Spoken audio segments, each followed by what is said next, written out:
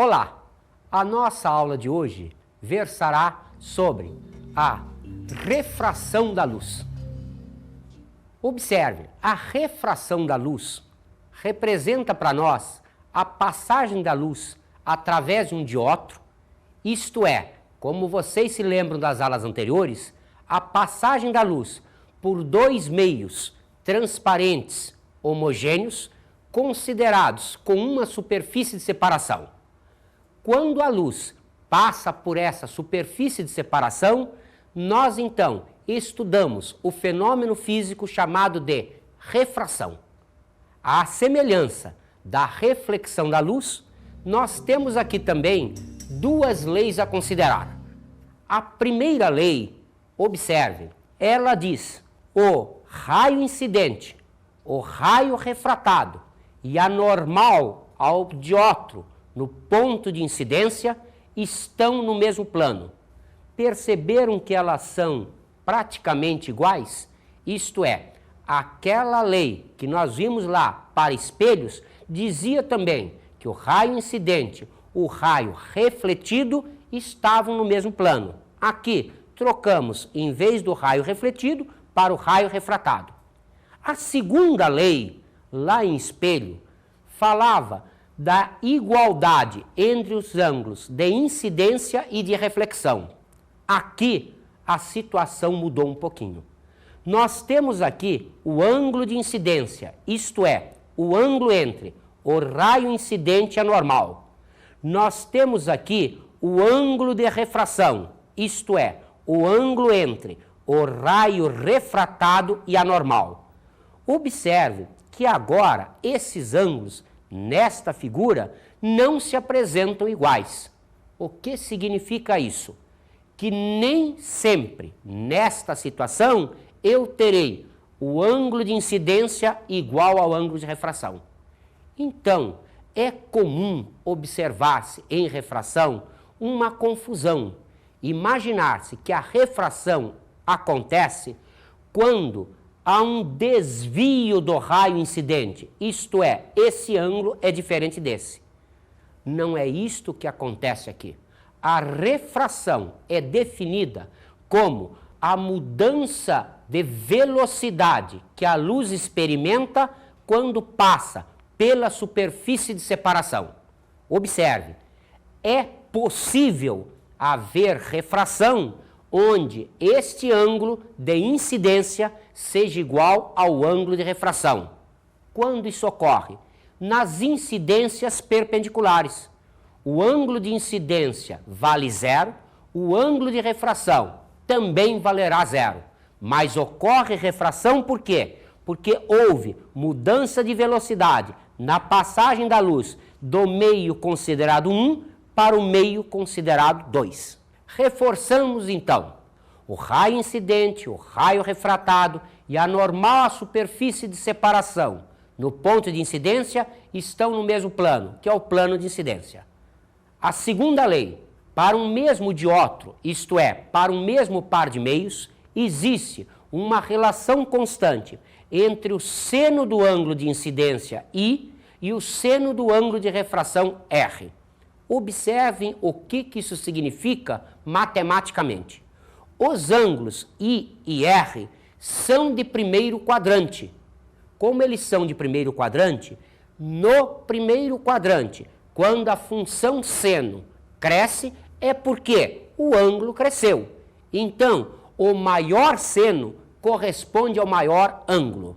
Podemos, então, escrever matematicamente que existe uma relação entre o seno do ângulo de incidência e o seno do ângulo de refração, expressa pela relação entre as velocidades da luz no meio 1 e no meio 2. Observem mais uma vez, se o ângulo I é maior que o ângulo R, implica o seno de I é maior que o seno de R e, consequentemente, a velocidade no meio 1 é maior que a velocidade no meio 2. Como dissemos agora há pouco, o único cuidado que nós temos que ter é na situação em que o ângulo I é 0 grau. Observe, para um ângulo 0 grau, eu não consigo definir matematicamente a expressão seno de 0 sobre 0. Então, nesse caso, não usamos a segunda lei. Mas lembramos a vocês, a refração representa sempre a relação entre as velocidades no meio 1 e no meio 2. Então, vamos mais uma vez definir grandezas aqui em física. A grandeza índice de refração. Como definimos o índice de refração? De duas maneiras distintas. Primeira, o índice de refração absoluto. O que é o índice de refração absoluto? É a relação entre a velocidade da luz no vácuo e a velocidade da luz no meio considerado.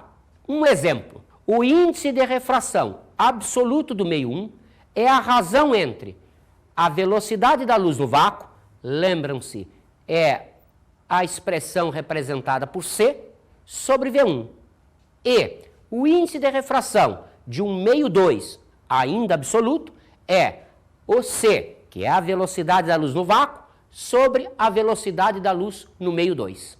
Vamos agora definir o índice de refração relativo entre dois meios. Observe, ele representa a razão entre dois índices de refração absolutos. Colocamos aqui o índice de refração absoluto do meio 2 e dividimos pelo índice de refração absoluto do meio 1.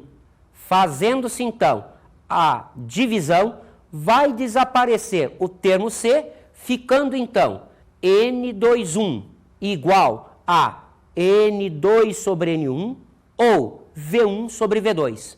Observaram o que eu disse? É N21, não deve ser lido N21. N21, entende-se, índice de refração do meio 2 em relação ao meio 1. Observem que essa expressão V1 sobre V2 já é nossa conhecida. Vocês se lembram da segunda lei? Então observe, nós podemos agora juntar essas duas ideias apresentando a relação entre o índice de refração e também o seno do ângulo de incidência e o seno do ângulo de refração. Vamos então observar uma cena que o ator, ele tenta fisgar um peixe dentro d'água. Ele não é um índio, então ele não aprendeu isso. O que quer dizer? Que ele vai jogar a lança e não vai acertar o peixe. Por quê? Porque nós vamos mostrar no nosso próximo tópico que onde ele vê o peixe não é onde o peixe está. Vamos então agora estudar o fenômeno da reflexão total da luz. Observem, nesta situação, nós estamos fazendo a luz do meio 1 para o meio 2. Perceberam o que significa o ângulo de incidência ser menor que o ângulo de refração? Que a velocidade da luz nesse meio é obrigatoriamente menor que a velocidade da luz naquele meio, como vimos na expressão seno de I sobre seno de R igual a V1 sobre V2. Nesta situação, então, observamos que este é o raio incidente, este é o raio refratado. Isto é, houve um aumento do ângulo tal que a velocidade no meio 2 é maior que a velocidade no meio 1. O que aconteceria, então, se aumentássemos ainda mais esse ângulo de incidência? Isto é, se o raio incidente entrasse mais afastado da normal. Observe, nesta situação, o raio refratado sairia rasante ao dióptro. Isto é, para este ângulo de incidência, eu teria um ângulo de refração igual a 90 graus. Nesta situação particular, nós dizemos que o ângulo de incidência é chamado ângulo limite de refração. Observe que a partir daqui, obrigatoriamente, qualquer raio incidente com um ângulo maior do que esse, sofrerá então uma reflexão total. Isto é, ele vai estar incidindo no meio 1, vai bater na superfície de separação e vai voltar para o meio 1. Vocês se lembram das aulas anteriores? A reflexão é justamente o fato da luz incidindo na superfície de separação voltar ao meio primitivo. Então, a reflexão total da luz é justamente o fenômeno que nós observamos aqui. Dado um ângulo incidente maior que o valor do ângulo limite, este raio, em vez de passar para o meio 2, isto é, sofrer uma refração, ele vai voltar para o meio 1, sofrendo então uma reflexão. Vamos então observar o que acontece quando eu considero o diótro plano ar-água. Isto é, vamos imaginar um ponto luminoso dentro da água, que eu estou considerando meio 1, e um observador, uma pessoa, olhando esse objeto no meio 2. Observe, o raio vai sair desse ponto P, vai incidir na superfície de separação e sofrerá refração. Como está indo de um meio mais refringente, isto é, de um meio que tem menor velocidade para um meio que tem maior velocidade, o ângulo R obrigatoriamente será maior que o ângulo I. Então, este raio vai chegar ao olho do observador. Como o olho humano tem a propriedade de tudo que ele vê associar uma linha reta, esse observador vai observar a imagem desse ponto aqui, nesse ponto P'. Perceberam? Ele está vendo o objeto que está nesse ponto como sendo a imagem no ponto P'. Já imaginaram, então, se fosse um peixe? O peixe estaria aqui, mas o indivíduo vai ver o peixe aqui. Quando ele jogar a lança aqui, ele pensa estar acertando o peixe, mas estará jogando exatamente em cima do peixe. Lembrando mais uma vez, chamamos distância P a distância do objeto ao diótro. Chamamos P' a distância da imagem ao diótro. Podemos então, comparando os triângulos gerados por este raio prolongado aqui e por este raio que é o incidente, concluir que existe uma relação entre os índices de refração e os ângulos I e R. Observe então, no triângulo PAB, podemos escrever a tangente de I, a tangente do ângulo de incidência, é a razão entre X e P. Observe então, no triângulo P'AB, a tangente de R vale X sobre P'.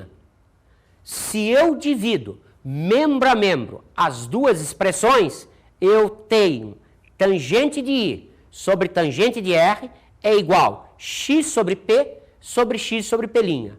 Simplificando a expressão, podemos concluir que, primeiro, os ângulos I e R são pequenos. A tangente de I, como o ângulo é pequeno, nós sabemos da matemática que se confunde com o seno de I. Como a tangente de R pequeno, se confunde com o seno de R, podemos então escrever seno de I sobre seno de R é P' sobre P. Como nós vimos anteriormente, o seno de I sobre seno de R representa a relação entre o índice de refração do meio 2 e o índice de refração do meio 1. Então dizemos N2,1 é igual P' sobre P. Perceberam? Se o índice de refração do meio 2 é maior que o índice de refração do meio 1, P' seria maior que P. Se o índice de refração do meio 2 é menor que o do meio 1, como é o caso apresentado, P' será obrigatoriamente menor que P, gerando então uma imagem acima do objeto, a profundidade aparente, isto é, a distância do nível de água até essa imagem representa a profundidade que nós vemos, mas não está o objeto. Se você em casa quiser fazer essa experiência, é bastante fácil. Encha a pia com água, coloque a mão dentro dela. Você vai notar que numa visada mais ou menos perpendicular, você verá sua mão acima da posição que ela realmente está. Vamos agora considerar a situação do diótro plano água-ar. Isto é, vamos considerar se nós, o observador, estivermos dentro d'água, por exemplo, e existisse um objeto no ar. A situação é semelhante à anterior, mas observem, agora, o ponto P é um ponto objeto. Então teremos aqui o raio incidente dando este raio refratado. Como o observador vai receber este raio refratado, como sempre o olho humano tem a propriedade de associar uma linha reta, ele vai ver a imagem pelinha. O que significa isso? Que dado um objeto aqui, a imagem aparecerá numa altura maior do que estava anteriormente. Observe, este sistema nosso é semelhante ao anterior, mas agora cuidado, estamos no meio que tem mais refringência, isto é, a velocidade da luz neste meio é menor. Observe então que a expressão continua a mesma, mas quando fizermos a relação com o índice de refração, também não teremos mudança. Mas agora, observe, como N21 significa índice de refração do meio 2 em relação ao meio 1, sendo o índice de refração 2 maior que o meio 1, P' será maior que P. Realmente, a imagem estará numa posição superior. Então, se um peixe está dentro d'água e ele vê um helicóptero, ele vê numa posição mais alta. Percebeu agora por que para pescar a gente usa uma vara? Por que a gente não amarra a linha com anzol direto no dedo? Porque se a gente ficar na beira da margem tentando pegar o peixe, ele se assusta e vai embora. Mas se a gente coloca uma vara para se afastar da margem, ele não nos vê, já que a linha é quase invisível.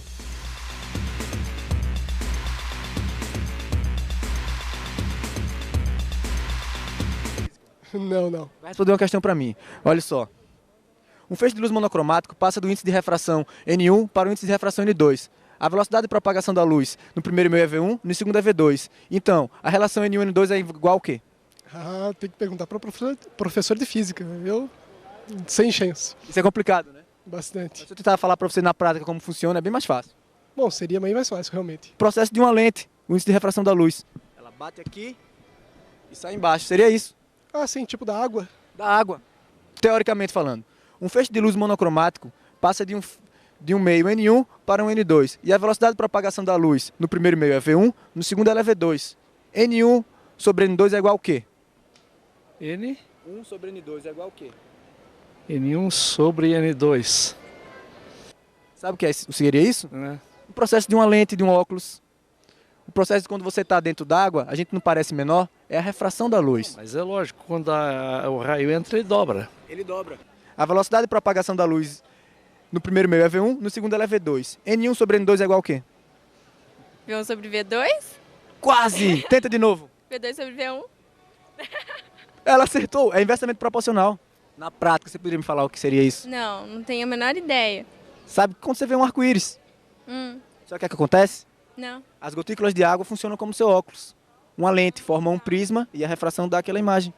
Um feixe de luz monocromático passa do índice de refração N1 para outro índice N2. A velocidade de propagação da luz no primeiro meio é V1, no segundo é V2. Então, N1 sobre N2 é igual a quê? Sei lá, meu. Não sei. Não... Chute. Sei lá, não dá nem pra chutar. V2 sobre V1. V2 sobre V1. Você sabe por que seria V2 sobre V1? Ela sabe, ela é japonesa. Inversamente proporcional. Olha só, e na prática? Agora, na prática, vocês vão poder falar para mim o que é isso. O que é que vocês enxergam quando vocês colocam uma caneta num copo com água? Qual a imagem que vem na sua cabeça? Caneta aumentada. Ou ela aumenta ou ela fica torta. Isso, torta. Você sabe por que ela fica torta? Por causa da refração da luz e da água, que são diferentes. Isso, o que é que acontece? A luz incide na água, a velocidade, ela altera a velocidade ou o trajeto, e por isso você enxerga com a caneta torta.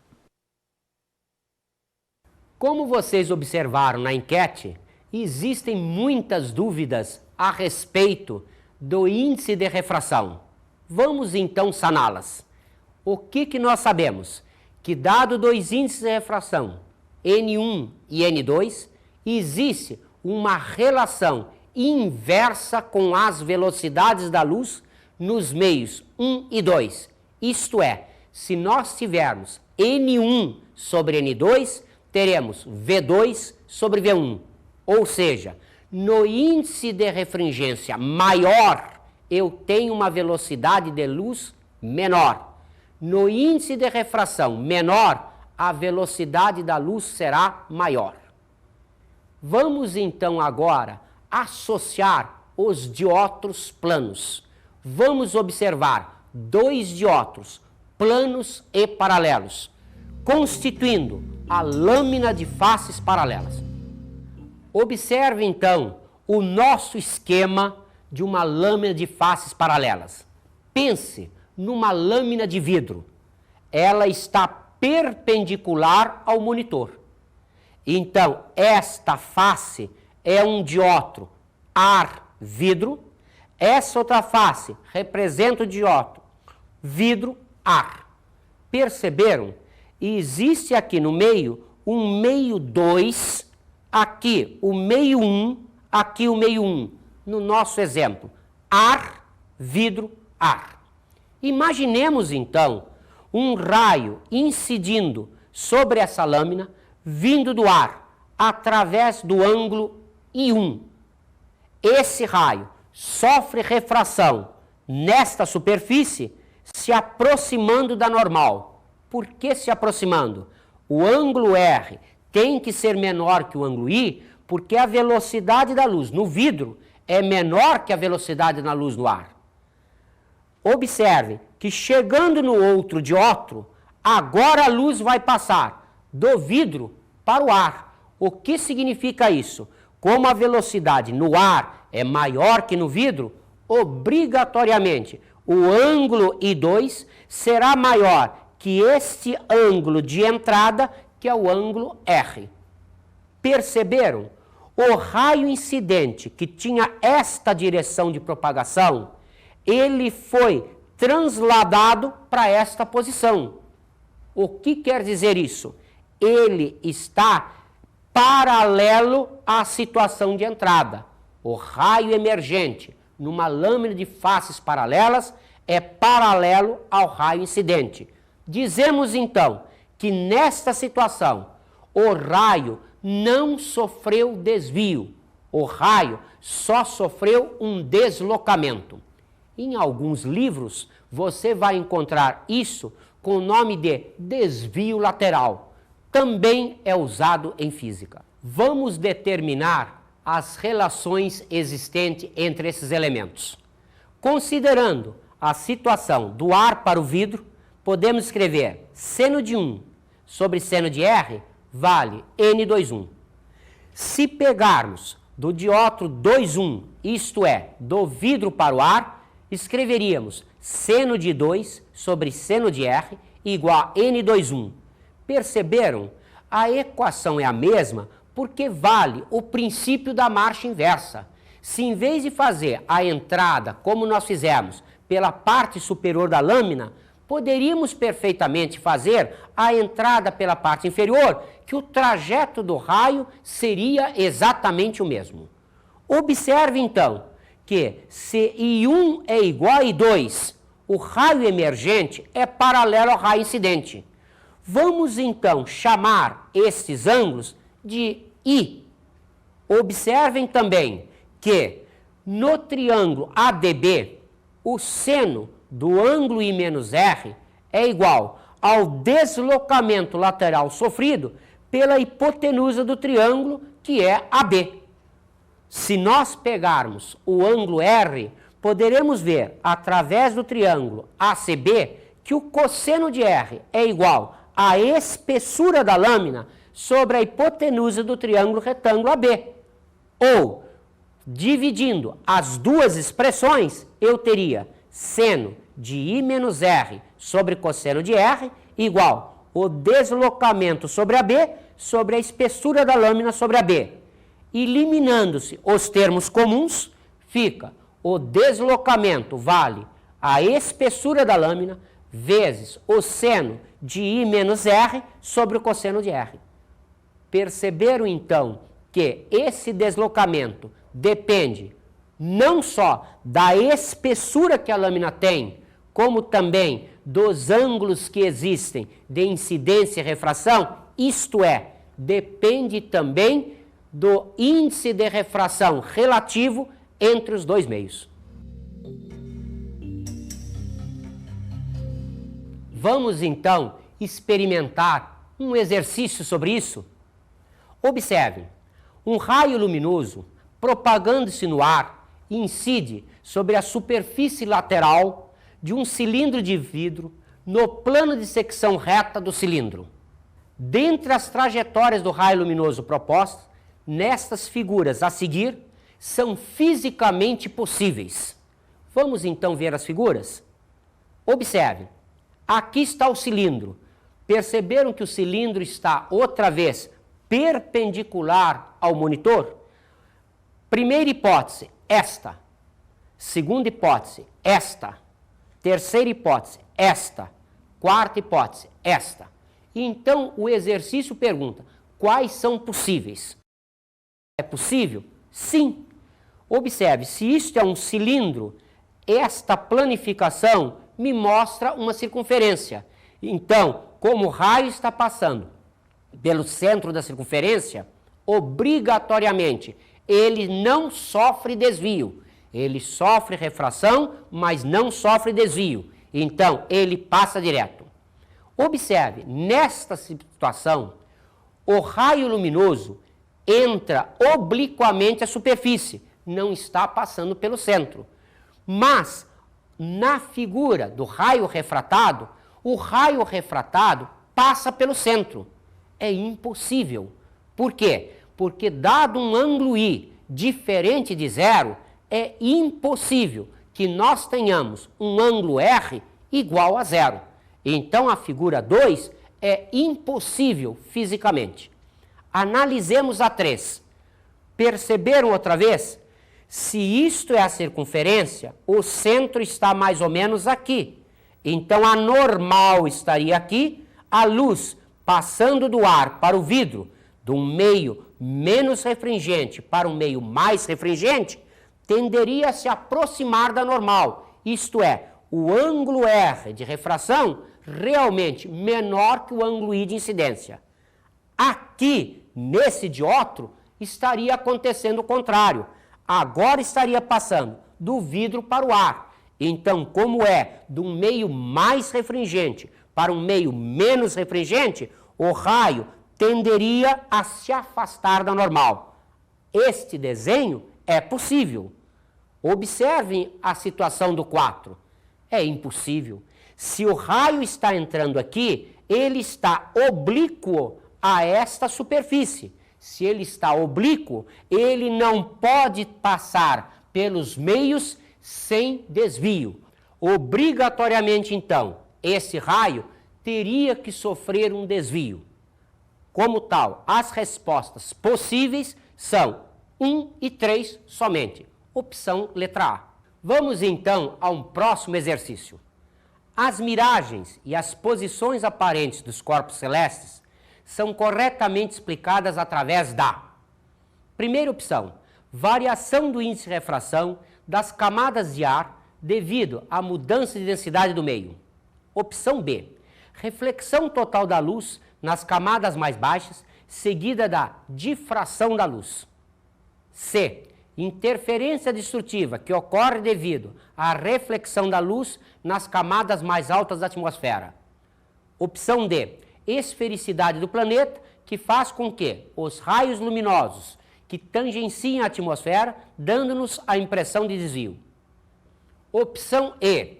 A esfericidade do planeta que faz com que a atmosfera se comporte como um espelho convexo para os raios provenientes do Sol e ocasione uma imagem virtual dos objetos. Observe, quase todos vocês já devem ter visto essa miragem. Quando a gente viaja num dia de sol e olha uma estrada ao longe, a gente pensa que a estrada está molhada, que tem lá uma poça com água. Mas a gente entende pela física que lá não tem água nenhuma.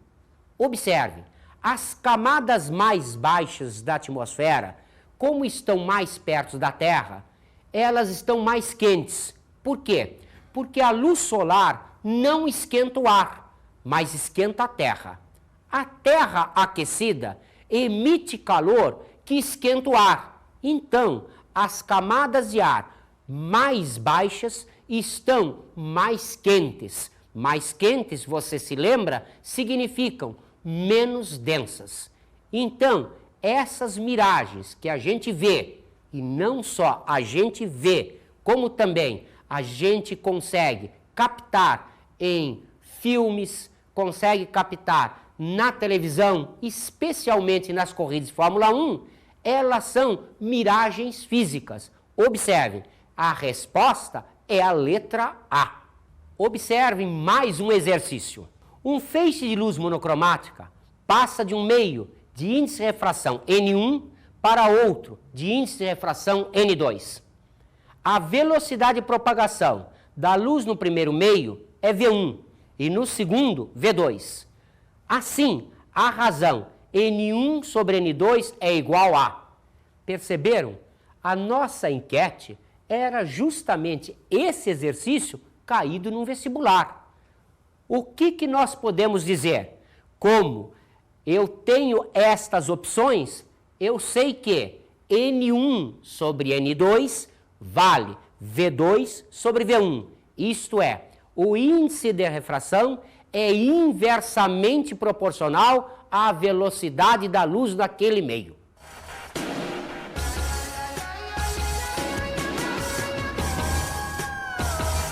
Vamos então às dicas de hoje. Observe, primeira coisa, a refração representa a mudança de velocidade na passagem de um meio para o outro. Além disso, lembre-se, a velocidade é inversamente proporcional ao índice de refração do meio. Isto é, quanto mais refringente é o meio, menos velocidade a luz tem nesse meio. E com isso, encerramos a nossa aula de hoje.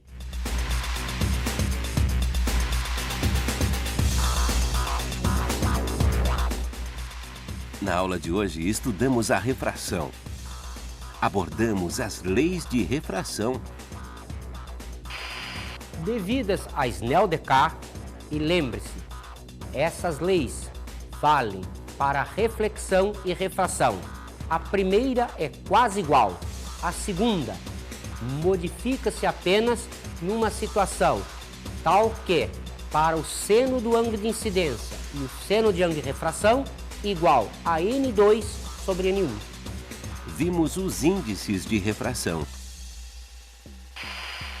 A relação entre as velocidades nos dá o índice de refração, podendo ser absoluto quando relacionamos a velocidade da luz no meio com a velocidade da luz no vácuo, ou relativo quando pegamos dois meios quaisquer.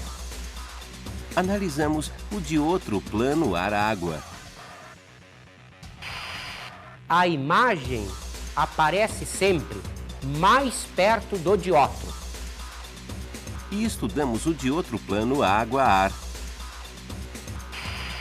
Agora, a imagem aparece mais longe do dióptro. Também falamos sobre as lâminas de faces paralelas. O raio incidente é paralelo emergente e observa-se então apenas um deslocamento da posição do raio, não um desvio angular. Bons estudos.